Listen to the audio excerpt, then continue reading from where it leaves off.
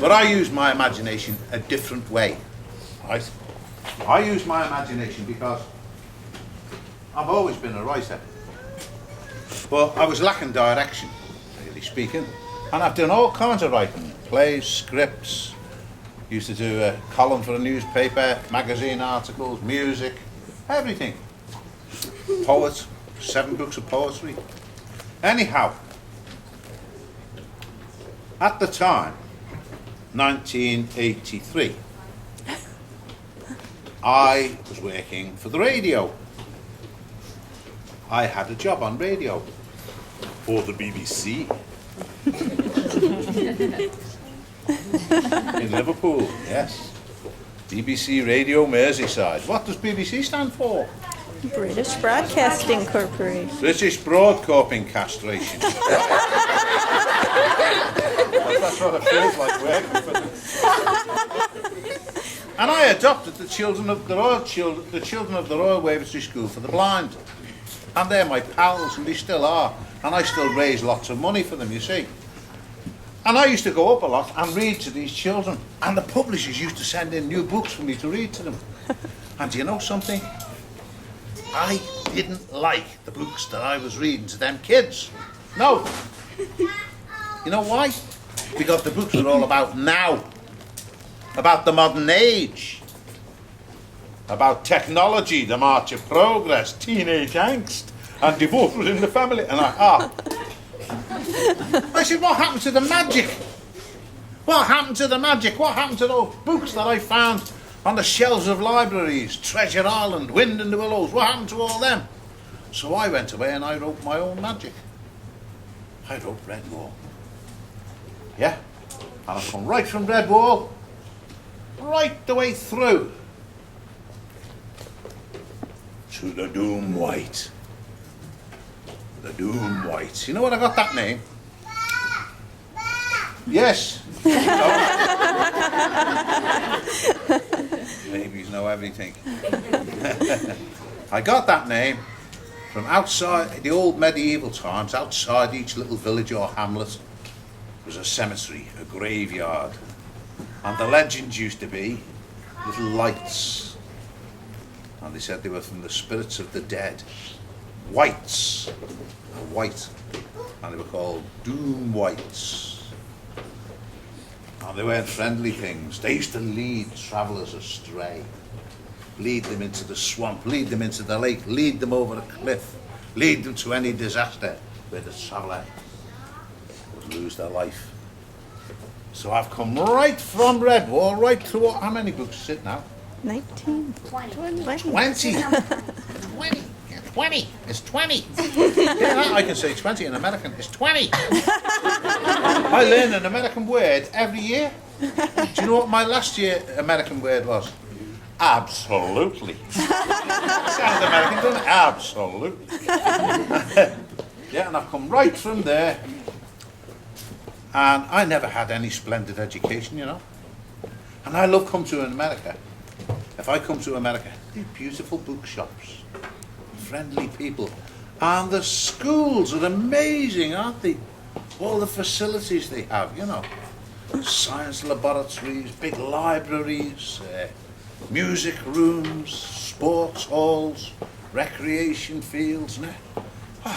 Marvellous. You should have seen where I went to school. A dirty little Catholic school down in the Docklands in Liverpool. And it was called St. John's School for the Totally Bewildered. That was where I went when I was a little baldy kid with a beard. Yeah. Oh, I hated school. I was only good at writing. Everything else was a mystery. Well, you tell me, come on, tell me, what was my worst subject? Maths. Who said maths? Maths. Put your hands up if you're good at maths. Put your hands down, you liars! Nobody's good at maths. The only word that sounded like maths to me was deaths. And we got to this school. I know the first thing they did was a boys' school. The first thing they did was they gave us a big maths test. I was like that. A maths test without anaesthetic. They put us in this room where they have the tests. And this was long ago, and it was a boys' school, so they had the old benches that two boys sat at each bench. They even had inkwells. Anyhow, they all sat down for the test. And me, I knew nothing. I knew nothing about maths. So I started to look around. Let me see now. Who shall I sit by? And I saw him, that kid who's good at maths. He's like that, big thick glasses. And do you know how I knew he was good at maths? Do you know how I knew? Because his tongue stuck out when he did maths. You see him, they go like that.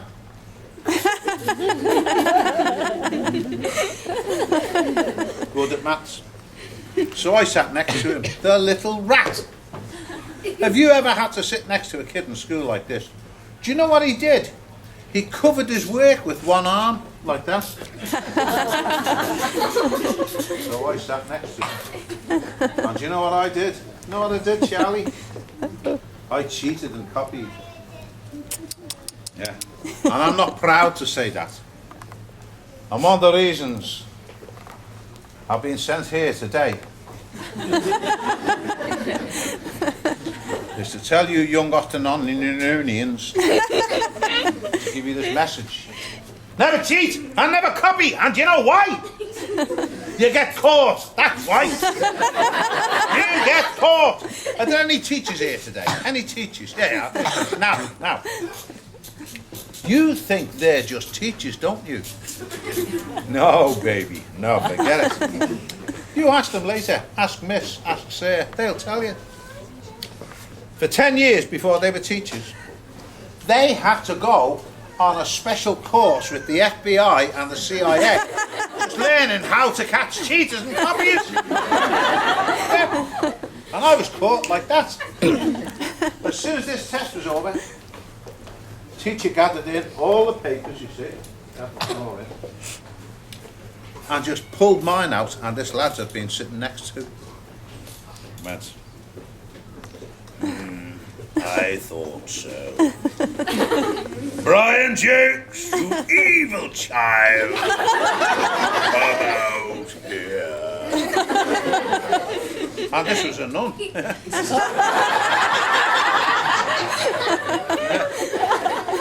You have been cheating and copying.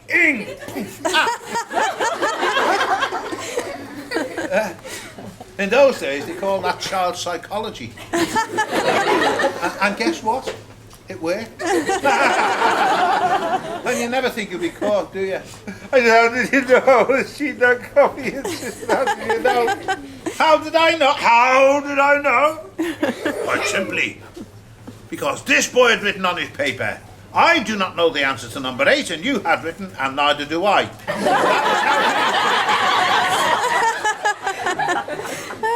And you know what I tell kids here? The kids in America say, sir, and a teacher struck you in the face? I said, oh, yeah. My mum and pop would sue that school. You know, if you went home crying to your mother, you know, my mother would say, what's the matter, Treasure? She always used to call me Treasure because people used to go, ugh, where did you dig him up? What's the matter, Treasure? And I was like, Sister Dominica hit me. Sister Dominica hit you? You must have been doing something very evil and rotten and wrong if Sister Dominica hit you. That nice Sister Dominica just straight as your father. Oh. And all our dads worked on the docks. And they all wore great big leather belts with brass buckles. Your dad got home and he'd go, what's this, what's this? A lad of mine bringing this family's good name down into the dust, misbehaving. There was a lot of kids dead before school leaving.